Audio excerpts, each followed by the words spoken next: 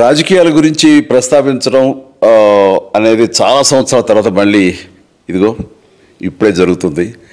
దానికి ప్రధానమైన కారణం తమ్ముడు పవన్ కళ్యాణ్, అలాగే చంద్రబాబు నాయుడు గారు తెలుగుదేశం నుంచి, బీజేపీ నాయకత్వం వీళ్ళందరూ ఒక కూటమిగా ఏర్పడ్డారు. అది చాలా సంతోషం, మంచి పరిణామం. ఈ సందర్భంగా మరీ ముఖ్యంగా ఈ రోజున నేను ఇట్లాగా మాట్లాడడానికి ప్రధానమైన కారణం నా మిత్రుడు, చిరకాల మిత్రుడు సీఎం రమేష్, అట్లాగే పంచగల్ రమేష్ రాజకీయంగా అరంగేట్రం చేసింది నా బ్లెస్సింగ్స్ తోటి. అది తను.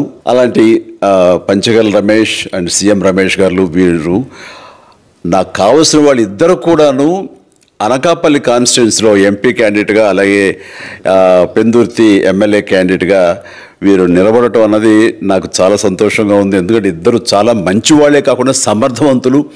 ఇలాంటి వాళ్ళు అలాంటి కాన్స్టిట్యున్సీకి, దాని అభివృద్ధికి ఎంతగానో దోహదపడతారు అన్న నమ్మకం నాకు చాలా ప్రగాఢంగా ఉంది.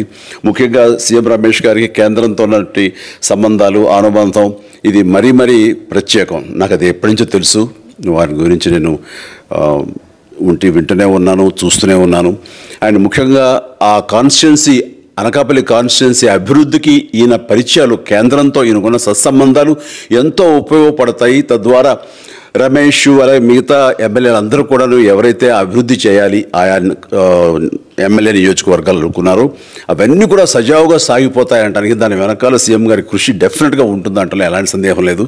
అండ్ వీరి నాయకత్వంలో మిగతా వాళ్ళ ఎమ్మెల్యేలు అందరూ కూడాను కలిసికట్టుగా అనకాపల్లి అభివృద్ధికి ఎంతగానో దోహదపడతారు అండ్ రిజల్ట్ చూపిస్తారన్న ప్రగాఢ విశ్వాసం ఉంది. కాబట్టి వీళ్ళిద్దరి గురించి ఈరోజు ప్రస్తావిస్తున్నాను. మీ అందరి ఆశీస్సులు వీళ్ళకి ఉంటాయని ప్రగాఢంగా నమ్ముతూ సెలవు తీసుకుంటున్నాను. ప్లీజ్ వారిని గెలిపించండి. అనకాపల్లి నియోజకవర్గం యొక్క అభివృద్ధిని మనందరం చూస్తాం. అంతేకాదు, నాది చాలా పెద్ద కోరిక, ఆంధ్రప్రదేశ్ అభివృద్ధి పథంలో ముందుకు వెళ్ళాలి. దానికి కానీ మీరందరూ నడుము బిగించండి.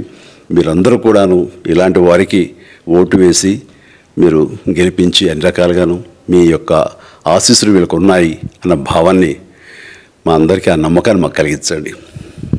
జై హింద్.